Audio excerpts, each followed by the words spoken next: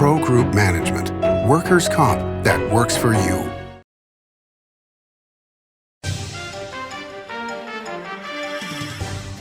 Welcome to Nevada Newsmakers. On the broadcast today, Clara Andriola joins us. She's the Washoe County Commissioner for District 4, here for the whole show on an all-new Nevada Newsmakers. Big R in Sparks is located on Bering Boulevard next to Smith's and across from Reed High School for workwear and everyday wear. Evaporative coolers, outdoor living, Weber's, Traeger's, and Lodge. Fill your propane tanks here. Big R on Bering Boulevard in Sparks, next to Smith's and across from Reed High School. Big R. Hardware, clothing, and a whole lot more. Carson Valley Inn, it's your place for the good times. Carson Valley Inn.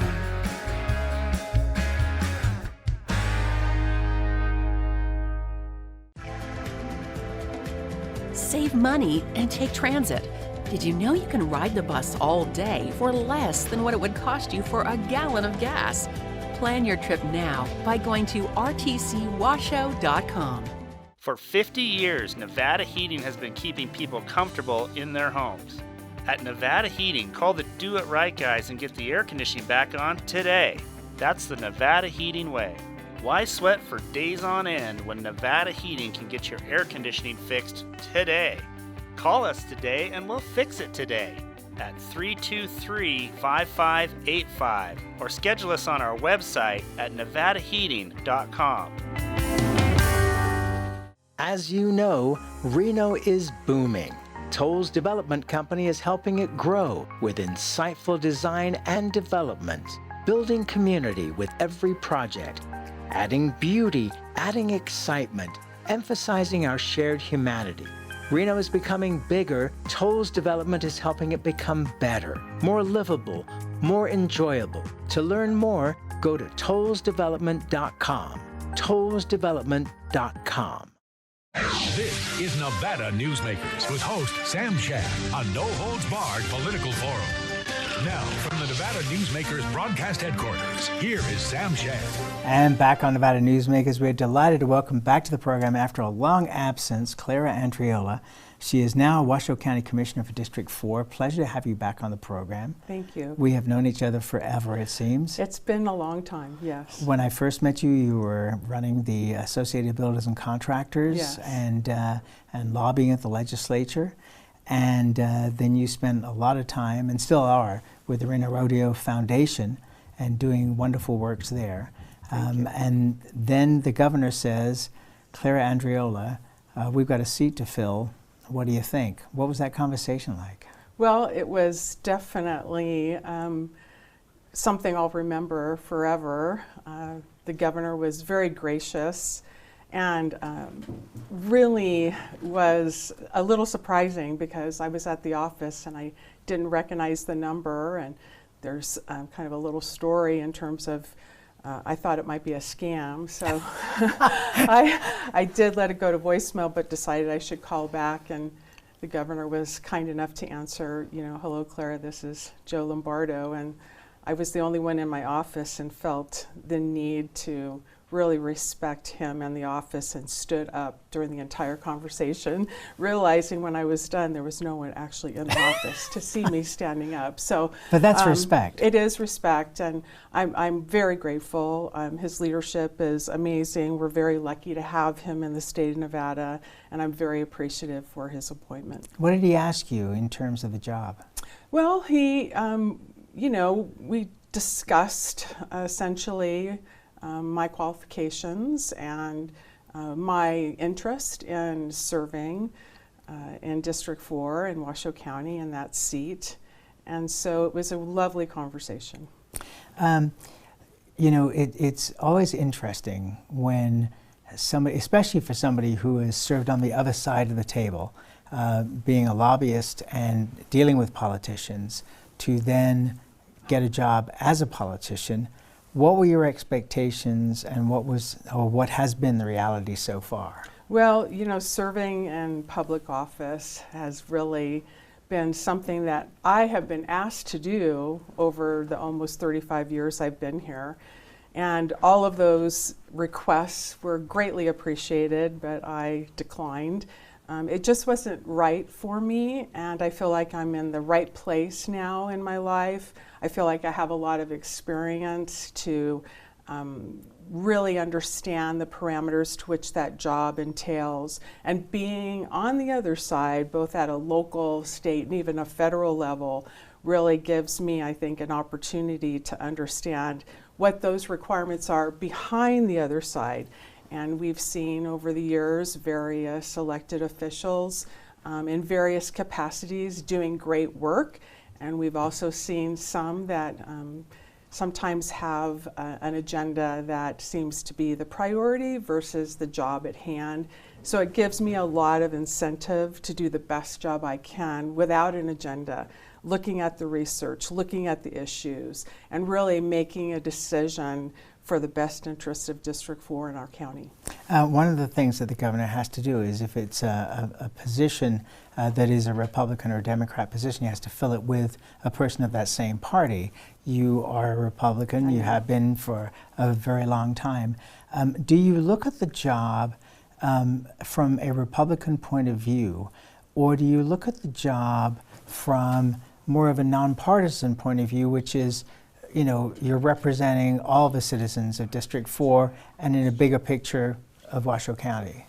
Well, first and foremost, I think you have to really understand the parameters of the job. And the job is really governed by statute and also legal parameters and compliance requirements in terms of being at the highest level a policymaker, an administrative policymaker. So it's much different than that role that you would have as an assembly person or a senator, both at a state or federal level. So you're looking at local politics, you're looking at, local policy. And so politics should not, in my opinion, be a part of the equation.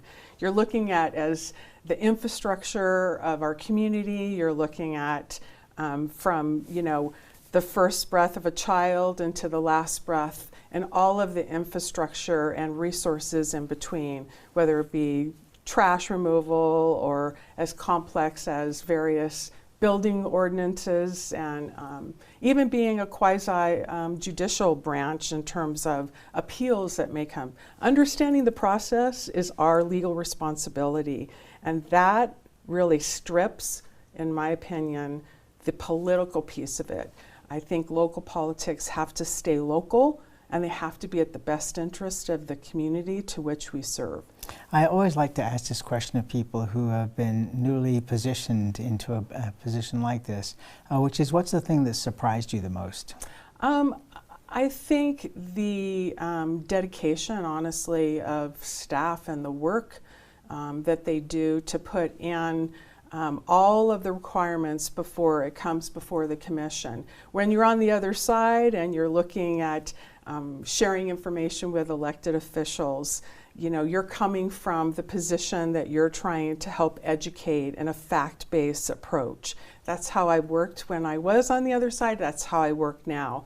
So working with staff has been, and the county manager, you know, there are 3,116 employees at Washoe County. It's a very large body of people that do a lot of great work. The folks that I have worked with so far are nothing but stellar in terms of their requirements and obligation to make sure the I's are dotted and T's are crossed. So when it does come for the policy piece, we have all the information necessary.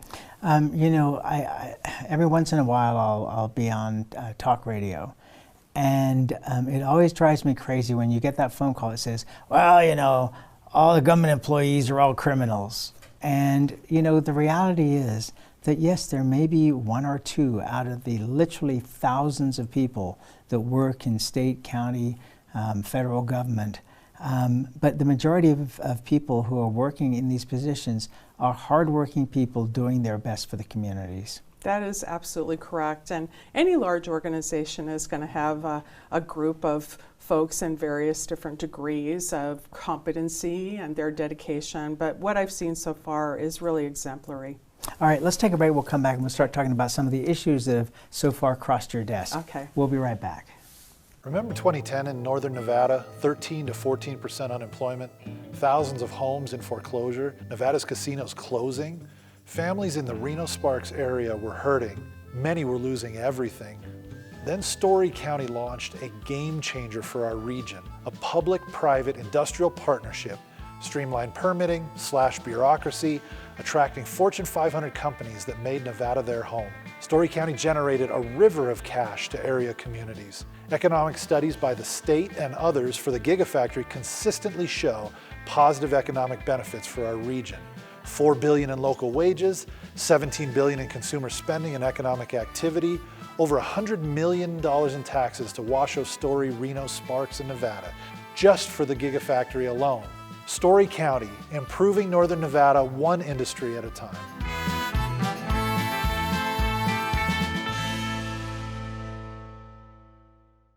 Seven at 7 is a newscast built for your smartphone.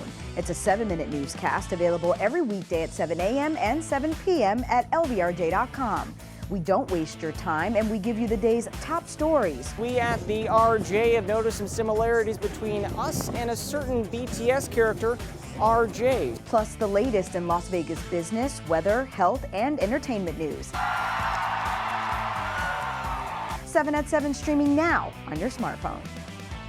The Nevada Builders Alliance has been protecting the interests of the construction industry for over 50 years. Our programs save members thousands of dollars every year and allow them to provide much-needed benefits to their employees. Our industry also allows Nevada to grow. If you're thinking about a career in the construction industry, reach out. And if you haven't thought of a career in construction, what are you waiting for? We are the Nevada Builders Alliance. This is Nevada Newsmakers. And back on Nevada Newsmakers, we continue our conversation with Clara Andriola. She is Washoe County Commissioner for District 4. So, what's the biggest issue that has come across your desk so far? I don't know that I can pick one single one. I think there's some very important issues that. Well, let's try going through them one by one then. Sure. I think one of the most interesting issues I found was the prana line that went through or is going to be done in terms of renewables. It really gave a lot of information that I hadn't been familiar with, and really understanding the depth of complexity. You know, anytime you take anything to the PUC, the Nevada Public Utilities, Commission, that's a rigorous process. So to see all the levels that it had to go through before it even came to the commission was quite interesting. Okay, so explain what exactly is it? It's a renewable line. It's a line that's gonna run parallel to the Alturas line in terms of solar. Okay, for transmission. Mm-hmm, for transmission. And this is something that the county is going to do? No, this is actually. It had to go through a process in terms of approval. Oh, okay. Yes, it was just another layer of approval before the actual line could start. So it was essentially the last layer that I understand that we had to approve. So that was very interesting in terms of just understanding the complexity when someone's wanting to do something of that magnitude. So I thought that was very interesting. You know, it's something that I've talked about with a lot of different legislators especially, which is when they first get into office, the realization of how many issues they're going to have to deal with and how complicated so many of those issues are. I absolutely have always been. We've known each other a long time. I really pride myself on doing all the research, coming prepared, looking at all sides of the issue, and being impartial to the very, very moment you have to make that vote. That's our legal obligation to do, is to gather all the facts, understand the parameters to which we work, and to actually look at what is the best interest of the District 4 constituents that I serve and the county as a whole. All right, let's talk about other issues. Now, has sewer come up in the discussion so far? Not yet. The cannabis lounge was an interesting. Okay, and you surprised me a little there because you actually voted against that. I did. Talk to me about the lounge, because now that it's legal in the state, Not so much an issue for people who live here, but for tourists, for example. They come here, they can buy the marijuana, but they can't smoke it in the casino, they can't smoke it in their hotel room, so they're kind of stuck. Well, the reality is cannabis has been legalized in terms of dispensaries and other forms of regulatory, compliance with, you can use it in your home. But lounges, not really, in terms of really having a path of clear compliance of public safety, for me, was a big issue. There's no science that really is in place right now, much like alcohol, for instance, has an establishment of 0.08. We all know that. So if you drink and drive, there's a consequence and there's a measurement. With cannabis, they're working through that, but it's almost in an embryonic stage. If a law enforcement person, pulls you over and suspects that you have been using cannabis, the way to test that is with a blood test. And so one of the comments I made was, will the lounges have phlebotomists online or in their lounges? How will that work? It's not like you can have a portable device to actually test someone for alcohol that in some cases is available at local establishments or even individually. So I feel that there's a lot more that needs to be done. I think the cannabis industry would be better served as an industry to look at putting some investment into those science-based studies and working out with law enforcement and public safety officials what those compliance regulations look like. All right, so I'm going to step into some dangerous territory here. So if this had been up to you, would you have not voted for dispensaries to be allowed in the first place, just based on the same grounds? Well, at the time, the dispensaries actually has some pretty clear regulations, and you can't just use it in your car while you're driving home. Right. Or in the dispensary, for that matter. Or yes, in other words, you are just like you're picking up medication from a pharmacy. And then if it says and has a disclaimer that you are not allowed to drive a vehicle or whatever the warning label is, you have to adhere to that. It's the same thing at a dispensary. You cannot use that until you actually are in your home. So it's a little bit of it's not an apple-to-apple comparison, in my opinion. It's going to be interesting days. I mean, I'm certainly one who has been in favor of the legalization of marijuana, because I think the penalties for marijuana for so many people were ridiculous. You go back 30, 40 years, people are literally going to jail for years for just possession of a joint. So I think that, we're getting to a better place, but there's still a long ways to go. How much pressure was there on you from both sides on that issue? I really don't feel pressure in terms of I don't have an agenda. I'm not feeling pressure in terms of one way or another. It's a very professional approach in terms of what my requirements are legally. And like I said, the framework to which I make a decision is really to be as impartial until the very, very end. So I didn't feel pressure. I feel like I have to do the right thing for the right reasons with all of the job requirements I'm expected to do, and to think about the constituents that I serve. Yeah, absolutely. All right, let's take another break, and we'll Okay. come back more with Clara Andriola after this time out. What do you count on? You count on your power every day. At NV Energy, we've always powered what's important to you, but we're not looking at the past. We're focused on the future. While our standards are high, our rates will remain low, and our commitment to renewables isn't just meeting standards, but leading the way, because you can count on more than just your power. You can count on the company who brings it to you. That's our promise. You can count on it. Safety is the #1 priority for the trucking industry. Over $7 billion a year is spent on technology like this electronic eye that will apply the brakes automatically. But the most important factor for safety is the truck driver. These hardworking men and women who safely move over 70% of our nation's freight and 94% of Nevada's. We thank you, because trucks move America forward. Retail's impact on Nevada's economy? Enormous. 8,600 businesses, large and small, employing 145,000 workers. And last fiscal year, retail paid tax on nearly $60 billion in sales. We're the Retail Association of Nevada. We support retail, we help it grow, and we mean business. RANNV.org.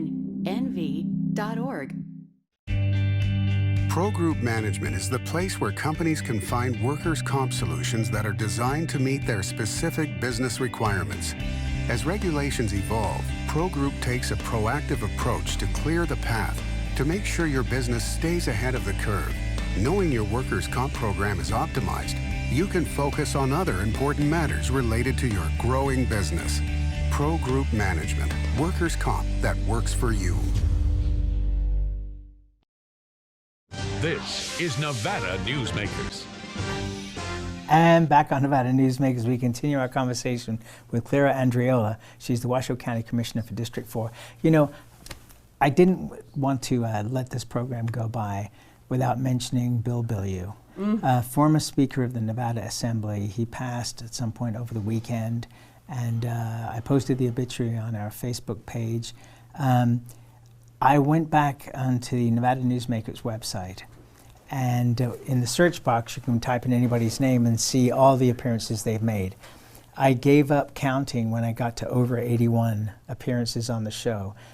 He was a wonderful pundit. Yes. He was incredibly smart as an attorney, but he also had a wicked sense of humor. And you were on the show. It was kind of funny with him many times. Just a thought or two about Bill. Well, I think his sense of humor and his wit, definitely, his sharp mind. Even after the show ended, sometimes, as you know, we would stay and discuss various issues and policies and topics. And one of the things I thought was just a gift that he had was, after a conversation, whatever it might be, you didn't necessarily wonder what he thought. You know, but he crafted in such a respectful way. I think it would be lovely to bring that statesmanship back. I think we need it, actually, not only at the county, but our whole nation. Having that ability to have a difference of opinion, but be able to really have a respectful conversation. You get to better policy when you have that kind of dialogue and discourse. And, you know, what a loss. Yes. What a loss. He was an Elko Republican, and always carried that torch brightly. But he was just a character. And, you know, for those that have been around a while, before my time even, Jack's Bar in Carson City, which is now where we tape our shows, that the Builders Alliance took over. Boy, to have been a fly on the wall with some of those discussions, not just between Republicans, but between Republicans and Democrats. Well, exactly. Sometimes even the Republicans sometimes became just as interesting as those between the Democrats. And I wish he were here, to be honest with you, and even discussing things like the elections and the reform and the integrity and ensuring that every single vote that's cast is counted in the way that it was cast, and the assurance of that integrity is important. I think he would fight to that. He would make sure of that, and I think that's an obligation that we all have, especially at Washoe County. We're having a meeting tomorrow for full disclosure of how that process is going. There was a team that reviewed it, and now it's where's the process, and keeping it here local and using the Nevada Secretary of State, which is the office to which oversees all elections, has been an integral part of Washoe County's relationship. So I'd love to have that conversation with Bill. It would be very interesting, and many more. And he didn't just as an attorney just represent Republicans. He definitely represented his fair share of Democrats as well. We're going to have the Registrar of Voters from Washoe County on. We're working on booking here. Great. We've got a couple of minutes left. I just want to ask you about, you know, obviously one of the biggest questions for the area, for the region, is growth. And from the building industry's perspective, of course, growth is a great thing. From my perspective as a business person, growth is a great thing. If you're not going forwards and growing, you're going backwards. Your thoughts on where we are? Well, you know, District 4 is seeing growth just like everyone else, but I think those of us that live in, you know, Sparks and Spanish Springs and even Hidden Valley, but we have seen that growth.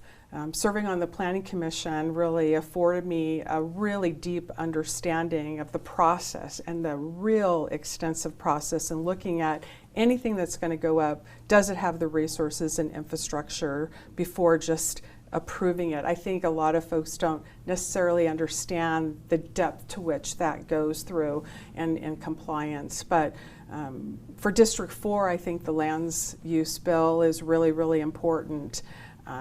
It's important. All of those lands bills are so important. It's critical. No pressure, Congressman Amodei. Congressman Amodei and Senator Rosen, but in fact we have a CAB meeting coming up on August 3rd. I'd encourage anyone in District 4 to attend at 6 p.m. at the Spanish Springs Library.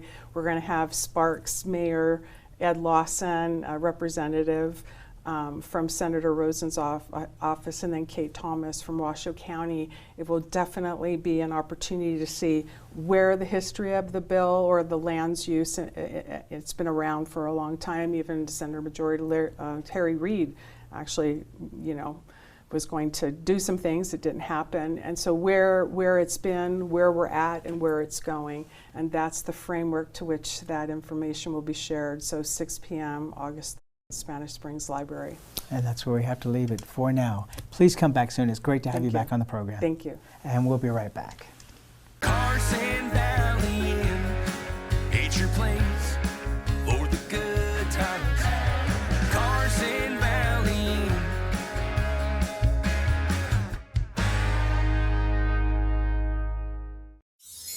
Imagine a magical garden that feeds Carson City's hungry and homeless, teaches our high school students agriculture, creates hanging floral displays to beautify downtown, and yet charges nothing. It's not magic. It's the Greenhouse Project. It's real, it's growing, and it needs your help. Go online to carsoncitygreenhouse.org so together we can grow it forward. Southwest Specialties has been making the homes and businesses of Nevada beautiful for more than 20 years. Their experienced designers and craftsmen create the walkways, backyards, water features, and a variety of outdoor cooking areas that add curb appeal and value to your investment. Call today or visit them at their website and see how they can make your outdoor spaces special. Southwest Specialties, creative, distinctive, beautiful. Modern boutique Ahern Hotel and Event Center sits at the heart of the Las Vegas Strip. 2 floors of meeting and event space are ideal for groups and conventions. Stay in one of 200 luxurious rooms and suites. Brand your event throughout the property. Flexible event spaces make for easy planning and personalization. Take over the entire hotel with a full buyout option. Thanks for watching Nevada Newsmakers. You can catch us online 24 hours a day at nevadanewsmakers.com, or you can download the podcast wherever you like to get your podcast. We'll see you on the next broadcast.